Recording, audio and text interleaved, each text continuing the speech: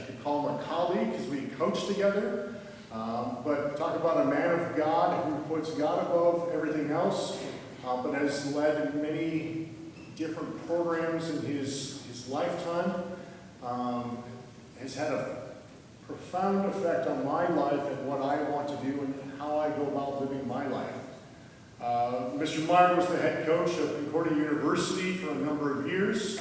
He retired in 2008, but just couldn't stay away from the game and is still, even now, an assistant coach helping with special teams, punters and kickers and things like that. So without further ado, if you would please help me welcome Mr. Courtney Meyer.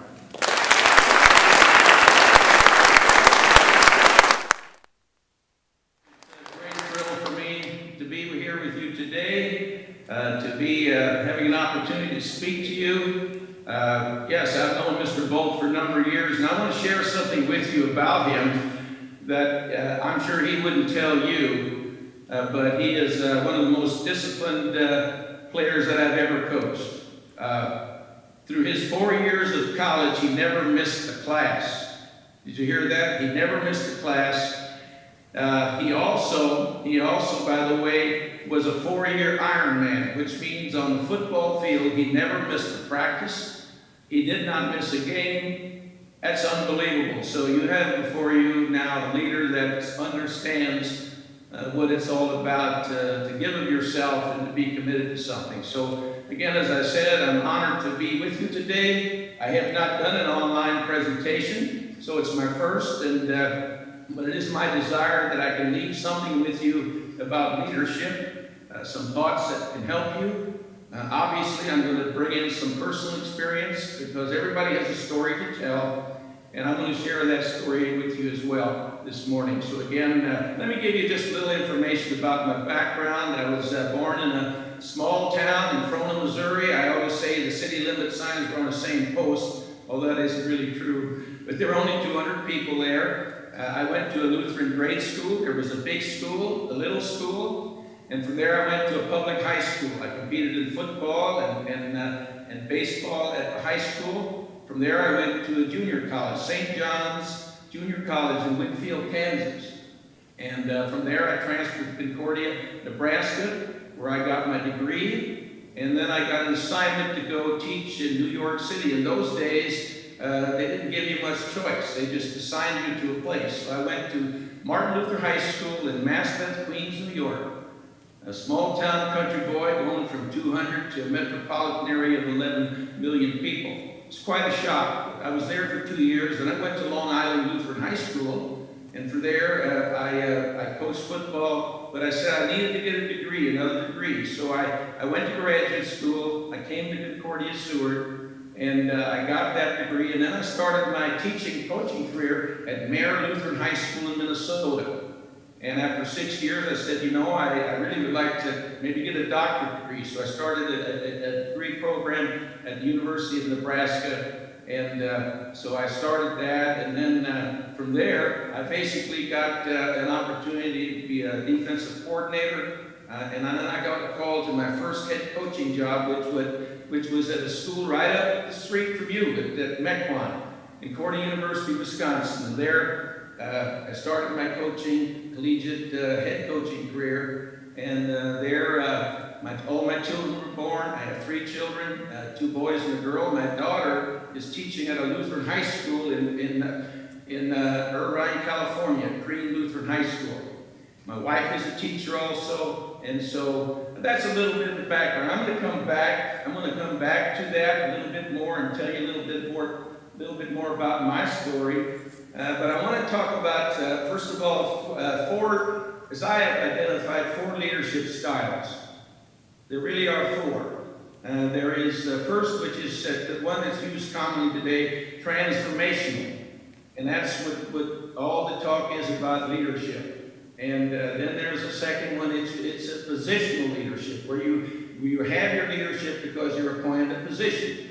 It could be a CEO of a company, it could be a general in an army, and then we also have in that category a personal leadership style, which is really what some people have, let's say on a high school team. You may not be a captain, but you have qualities of a leader. and those are leadership traits that you do have. The third is the charismatic leadership style, and that's the one I want to spend a little bit of time on today, because that's what attracted me most, because I wanted to be a coach, and I wanted to learn what does it mean to have charisma. What is a charismatic leadership style? And the last one, the fourth, is servant leadership, and that is the one that really probably is the most significant as we look at how you can become someone and make a difference in this country. So really 4 leadership styles. There may be a few more, but there are 2 things that are in common about whatever leadership style you have. There is a leader and there are followers, and that is so significant. Let me talk about charismatic leadership. Again, my interest was piqued because I wanted to be a coach. I knew that to be a coach, you had to have certain skills. And what I've learned as I studied about it, and by the way, I wrote a paper on it in one of my college courses, and I learned so much about it. But here are some definitions, and you'll have to excuse me while I use my glasses so I can make sure I read some of these. Basically, a person who has charismatic leadership is a leader who uses his communication skills, persuasion, and his charisma to influence others. It is especially valuable within an organization that is facing a crisis or struggling to move forward. Obviously, as I said, there are leaders and there are followers. And the followers have to have the same interest and have the same dynamic cause as the leader. Here's the key. A leader must have a great speaking ability and can mesmerize. I think you know what that term means. Mesmerize his followers who had an undying commitment to the leader. There was a guy named Weber who in the 1920s really talked a lot about it. And he said this, even more big words to describe it. It's a leader who is set apart as an individual from ordinary men by being endowed with supernatural, superhuman, and at least exceptional speaking abilities or qualities. Now, there are really 2 types of leaders in terms of the good that they do. There are positive leaders and there can be negative leaders. And I want to just emphasize 2 today, although there are a lot of them. And one is a man that you know something about. He meets all the criteria of a charismatic leader, and that is Adolf Hitler. I don't know how much you know about him and his background. I think you need to know just enough to know what drove him. Germany, of course, lost the First World War, and that was in 1919, then when the Treaty of Versailles basically drafted a whole bunch of harsh restrictions on Germany. They had to demilitarize, they had land taken away from them. They just were really almost made what's the word? Almost humiliated as a nation. And so Adolf Hitler was all a part of that. And he fought in that First World War. He was a leader in that, but it's something that really he wanted to get back at and really do something about. And so he started to have a following already in the early 1920s. And they were his stormtroopers. And in one particular occasion, he was protesting the succession of Bavaria from Germany, and got into a fight. Some of his people, there were 16 people killed. He was injured, and because he led that, he was put into prison. He was put into prison, sentenced to 5 years of prison. Well, he didn't serve 5 years. He only served 13 months. But during that time, he wrote Mein Kampf. He wrote a second edition. But it's during that time when he was trying to avenge everything that had happened to him, do something about Germany, that he wrote what he's all about. And if you know anything about what he believed in, he believed that the Aryans, the whites, were a super race. And basically what he did in the Holocaust, he also obviously didn't like Jews. 6 million people were killed. And so that was what he was all about. And he had people that followed him, the leaders followed him, the leaders who were his captains, they followed him. but also the people of Germany followed him because they wanted a better Germany. And the sad news is, as time went on, as he got into the war later, his generals started to become upset with him. Some of them even called him a madman. In fact, he even was tried to be assassinated twice. And of course, he got rid of those people right away because that's who he was. He was evil. So he basically did all of those things, and it was during that period of time, of course, from 1920 to 1940, that Germany was built up. It really became something. It was no longer demilitarized. In fact, you may not know this, but America and his companies were helping build trucks for the Nazis.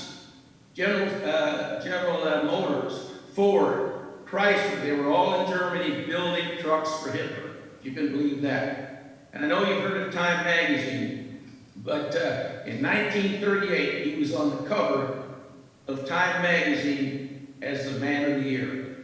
That was Adolf Hitler. Of course, 1940, World War II started. Germany declared war on us when Pearl Harbor was attacked, and so the war began. But that was Adolf Hitler. And basically, he was a man who had tremendous speaking ability. And I'm going to come around and talk about some of those qualities in a little more detail. The one who had a very positive influence as a charismatic leader was Dr. Martin Luther King, Jr.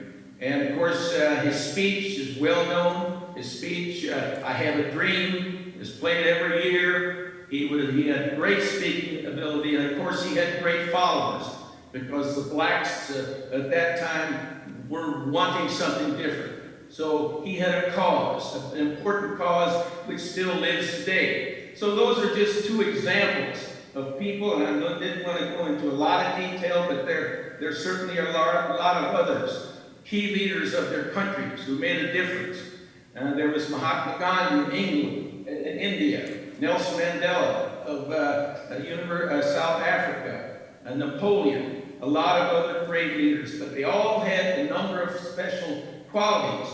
And in my reading of this, and I tried to find out as much as I could, what were some of those qualities that a charismatic leader had? Obviously, I talked about great speaking ability, but there was there has to be an emotional relationship between the leader and the followers.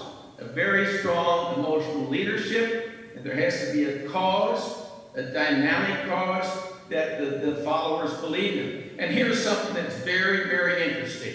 As you study this, there is what is called the charisma of imperfection. All of these great leaders had something physically that made them a little different. It could have been a slight limp. It could have been a lisp. With Napoleon, he had an arm that was bad. FDR, who I put into the category of a person who was a charismatic leader. Of course, he had polio. He was in a wheelchair. Even the Apostle Paul, who had charisma, he was a charismatic leader. He always talked about his thorn in the flesh. It was an imperfection that he had. As I think today, as an athlete and as a coach, I know a couple of people that were very charismatic. You may have heard of Lou Holtz. Lou Holtz was a great football coach at Notre Dame. He had a lisp. So that was his imperfection. One of the greatest speakers that I've ever heard was a guy named Neil Jeffries. Who is Neil Jeffries? Now he's a Presbyterian minister, but he stuttered tremendously. When he gave a message, he would stutter, and the people were just caught up by the way he talked. But he was a great communicator, and that was his imperfection. So that is a second characteristic. There's another one that I don't want to talk a lot about, but it's really true, and it's called the charismatic sexual mystique. There is an aura of mystery regarding that person's sex life. And when you look at the presidents who served our country, there are some of those people who didn't do the right things. They weren't faithful to their wives. They had other things going on, and I'm not going to name names. But there are other characteristics, specific qualities of people with charisma. And actually, there's the person who goes from rags to riches. So there are a lot of specific characteristics. And when I think of the qualities, again, I just thought of this just recently. You watched the Baylor Bears win the national championship. Coach Scott Drew was a person of charisma. When he took the job at Baylor University, they did not have hardly any wins. The program was in shambles. He announced at that time that his desire and his mission was to win a national championship. He saw himself as a person to do that. Each of these charismatic leadership individuals see themselves as people that can do something about a cause. And so, anyway, I really believe that there's something to this charismatic leadership thing. And I knew that as a coach, if I had some of the qualities, and I may have a few, I don't know, I like to speak, I like to talk. I'm not used to talking to a screen. I like to live people, but I think it's really significant. I'm going to get now into some personal things because I think they're very relevant to what I'm talking about today. My story, and I told you some of it, begins with my college education when I was at Concordia, Nebraska. I was a geography major. And when I got my assignment to teach out at Martin Luther High School in Mascot, Queens, New York, I had to teach 2 sections of world history. I only had 1 college history course. So here I am, I'm teaching that. I was 1 day ahead of the kids.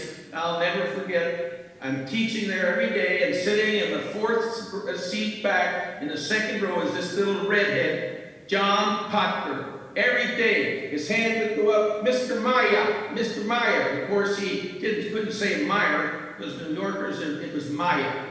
And he said, Mr. Meyer, is it true that? Is it true that? Well, I couldn't answer his questions. He was somewhat naive. He thought that I should know everything. I was a teacher. I didn't know much about history. And so, fast forward 45 years later, I finally, I'm no longer basically teaching, and I'm reading. And I've read countless books, so many books, and especially a lot of them in world history. And I had a thought. I said, you know what? I'm going to get a hold of the old principal up there, Ben Herbert. I know he's still there. I'm going to ask him, can you find out where John Potberg lives? And I'd like to give him a call. Now, keep in mind, I'm only about 6, 7 years older than he is. I'm 22, 23 years old.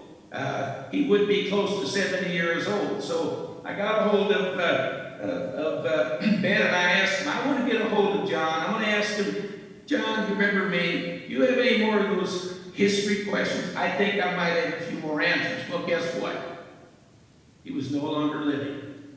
He had died. So I couldn't do that. But again, what basically I discovered is that I had a great love for history. And in fact, I've identified in my own personal life, there's 3 particular passions I have. Right now in my life yet, at 78 years old, I still have a passion to share the gospel of Jesus Christ. I have a passion for young people in the area of football to make a difference there. And most recently, because of this great interest that I have in veterans, I want to do something about the veterans of our country. I don't think people of your age really know enough about what happened and what sacrifice our veterans have made. And so what I did, I went to the high school in town. I said, I want to help. I want to help. How can I help you in this high school? I want to do something locally. And so they were ready for me, and they sat down and said, Coach Meyer, here's what we'd like for you to do. We'd like for you to interview people who have served in the armed services, especially in wars, and tell their story. And so that's what I'm doing now. In fact, we did one earlier this week, probably do one tomorrow, and the first 4 or 5 are going to be World War veterans. These people in their 90s.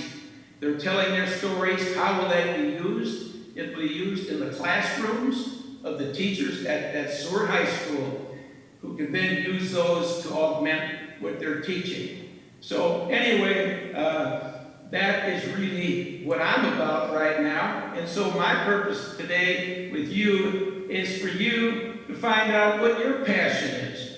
You may not know right now what your passion is. You don't really, some of you may know, some of you don't. Some of you already know what you want to become, what you want to do. But it is especially important right now that you begin to explore what are the things in life that I'm really interested in.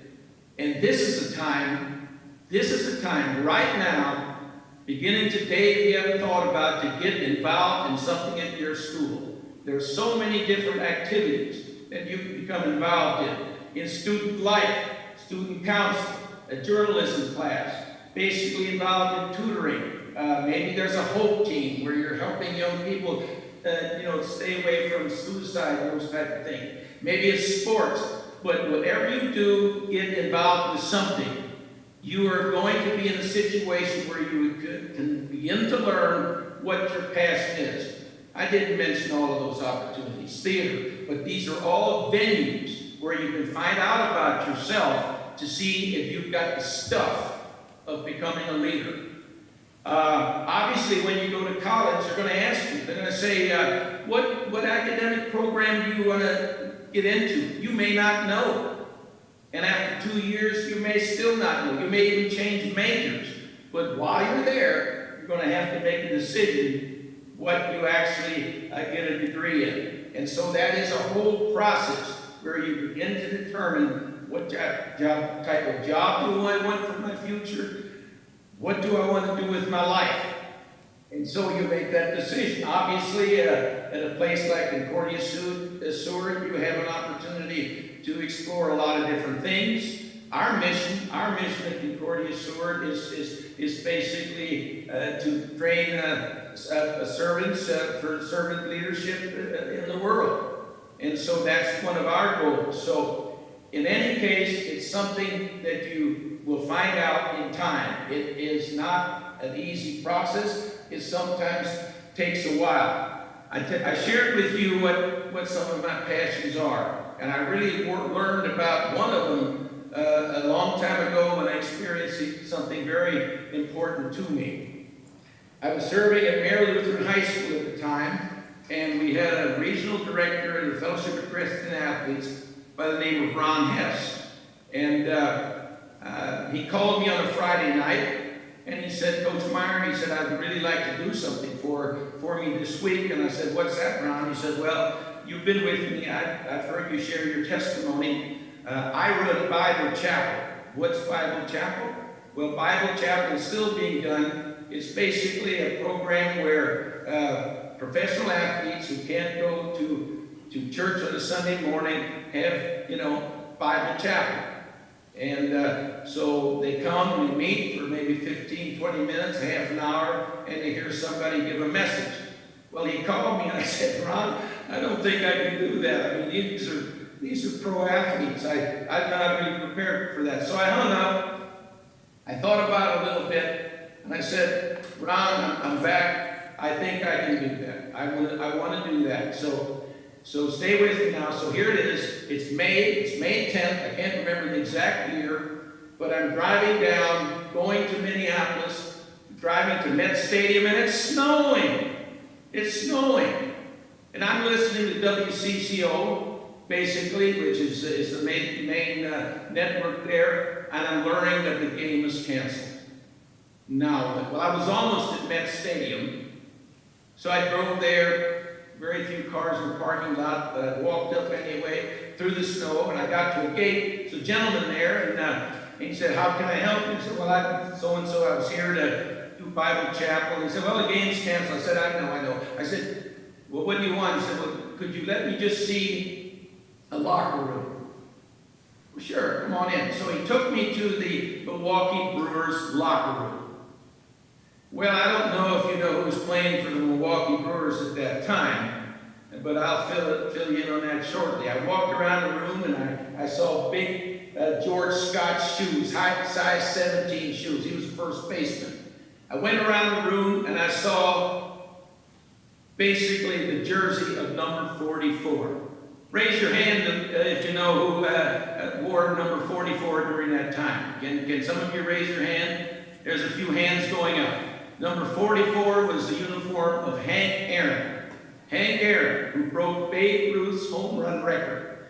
So I went to his locker room, I looked around, nobody there, and I grabbed his glove. And I started pounding my fist into his glove, and I said, you know, someday, I'm going to be able to tell my kids, I had Hank Aaron's glove in my hands. I saw his uniform. So I turned around, I was just about to leave, and somebody walks in the room. He's wearing a beige suit, a tie, carrying a briefcase, and it's Hank Aaron. And I go up to him, and I was really foolish about it. I stuck out my hand, and I said, hello, Hank, I'm Courtney Meyer. He kind of backed up a little bit, and I said, I'm here to do Bible chapel. He said, well, you know the game's canceled. I said, I know, but I just wanted to come in anyway. And so I didn't know what else to say. Well, he did say, he said, well, you know, I go to those. I attend those. I'm a Christian. And so maybe we'll get to hear you sometime. He's getting ready to leave. And so I said, well, just a minute, Mr. Aaron. I called him Mr. Aaron now. And he said, would you sign my autograph? And so he signed my autograph. He signed his autograph in my, I said, would you sign your autograph in my Bible? So he did. Hank Aaron. Now that was a great experience for me, but here's the point. Here's what I want to share with you. After I left that day to go back to Mare, Minnesota, I realized something. What did I realize? I realized that I did not have the opportunity to share what I really wanted to share, and that was my desire to share my love for the Savior and the role that He played in my life. So I identified with that, and along the way, I basically learned more and more how to become who I was supposed to be. To do that, to complete my ministry as a college football coach, dealing with young people in their lives, probably making a difference, hopefully making a difference, and that's still what I do today. Now I want to talk about servant leadership. I mentioned it briefly. That is the most important and most significant type of leadership there is.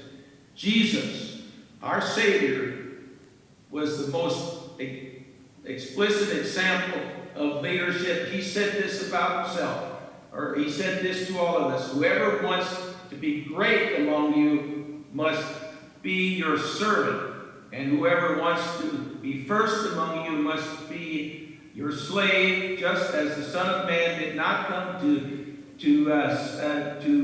be served, but to serve and to give his life as a ransom for many. Did he do that?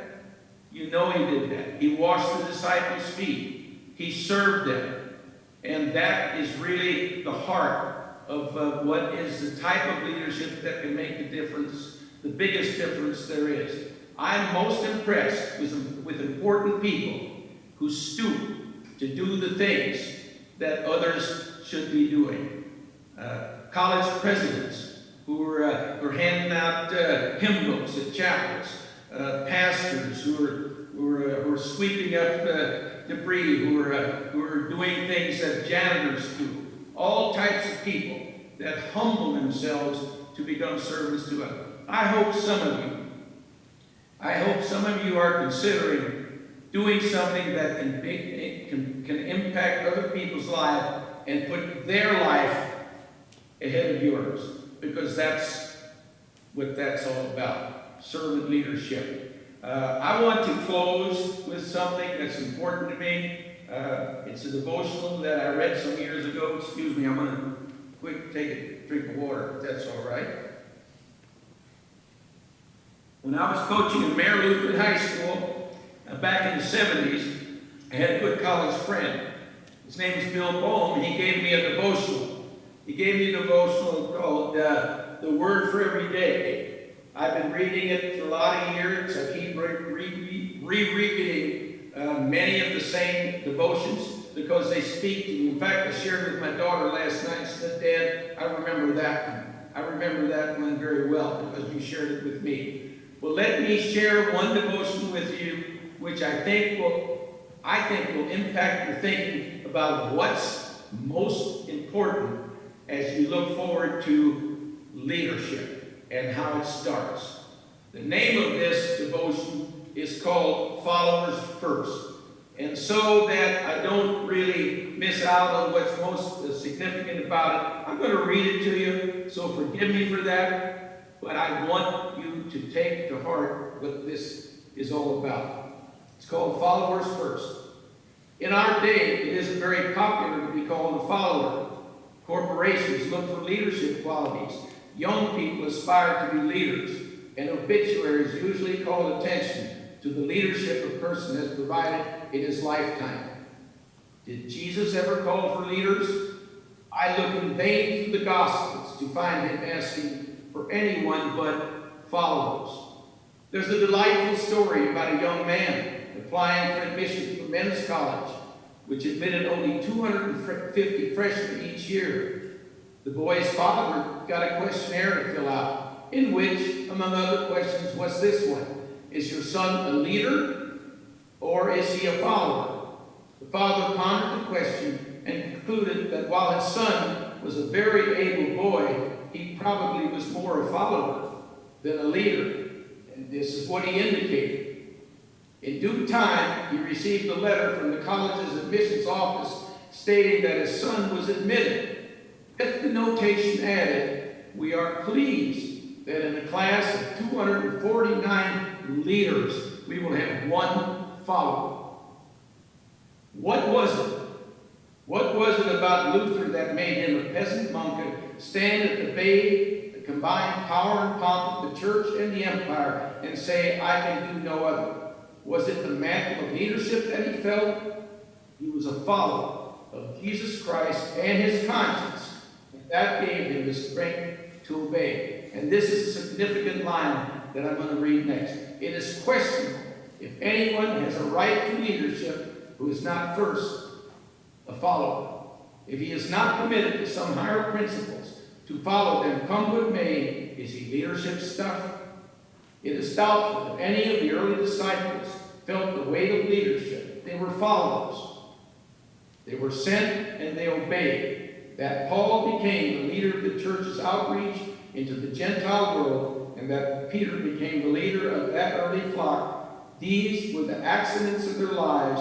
Their mandate was to follow, not to lead. We, you and I, who confess Christ as followers, if by chance or by the turn of events we are thrust into places of leadership, and if we do well, the greatest tribute will be that we excel in following. So I don't know right now where you are in your life, if you ever perceive that you're going to be a leader, but please take to heart what I just read to you. We need to be followers first. Take orders. Be obedient. Learn. And in time, God will bless you with the talents you have to become the person of influence and the leader that you're meant to be. Because you and I both know, and you hear it probably a lot, He has a plan. God has a plan for each and every one of you. And that is to make a difference in the world for Jesus Christ and the eternity of one's salvation. So thank you so much for letting me be with you today. I hope you've taken from this time, and I look forward to maybe even seeing you sometime. God's blessings to you.